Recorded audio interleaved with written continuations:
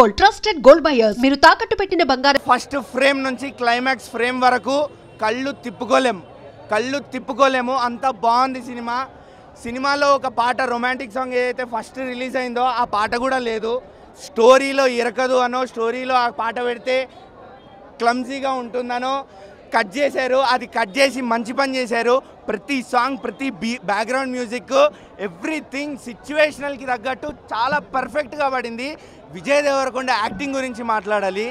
అసలు కల్కి సినిమా తర్వాత Vijay Deverakonda stand alone movie అంటే ఏ రేంజ్లో ఉంటుందో, ఫ్యాన్స్ ఏ రేంజ్లో ఎక్స్పెక్ట్ చేస్తారో ఆ రేంజ్లో ఆయన యాక్టింగ్ డెలివర్ చేశారు. సత్యదేవ్ గారు హ్యాట్స్ ఆఫ్. మళ్ళా మీరు ఎంత మంచి ఆర్టిస్టో ప్రూవ్ చేసుకున్నారు.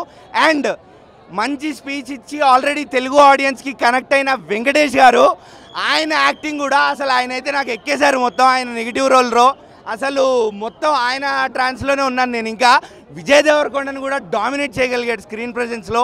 అంత బాగుండే సినిమా అయితే అసలు ఎక్కడ నాకైతే నెగిటివ్స్ కనిపించలేదు.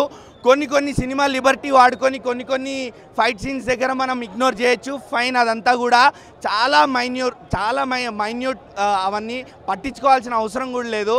కానీ సినిమా మాత్రం చెప్తున్నా కదా అదిరిపోయింది అంతే. బ్లైండ్గా వెళ్ళిపోండి. The Vijay Deverakonda is back. Cinema బాగుందన్న, ఒక మంచి మూవీ తీశారని చెప్పొచ్చు అన్న. ఇప్పుడు వచ్చిన సినిమాలన్నీ ఇంటర్వెల్కే లెగిసి వెళ్ళిపోతున్నారు. ఈ సినిమా లాస్ట్ వరకు చూడొచ్చు అన్న. ఒక వన్ మ్యాన్ షో అయితే పెట్టారు. దీనికి KGF 3 అని కూడా పేరు పెట్టచ్చు అనమాట. సేమ్ డైరెక్షన్ అయితే తమిళ డైరెక్షన్లో ఉంది. డైరెక్టర్ ఎవరో మనకు హైలైట్ లేదు కానీ సేమ్ డైరెక్షన్ కంప్లీట్గా తమిళ డైరెక్షన్లో ఉందన్న. ఒక యుగానికి ఒక్కడో మూవీకి కొంచెం అట్లా అనిపించింది సినిమా. సేమ్ KGFలా ఉందన్న. KGF 3 అని పేరు పెట్టుకోవచ్చు ఈ సినిమాకి.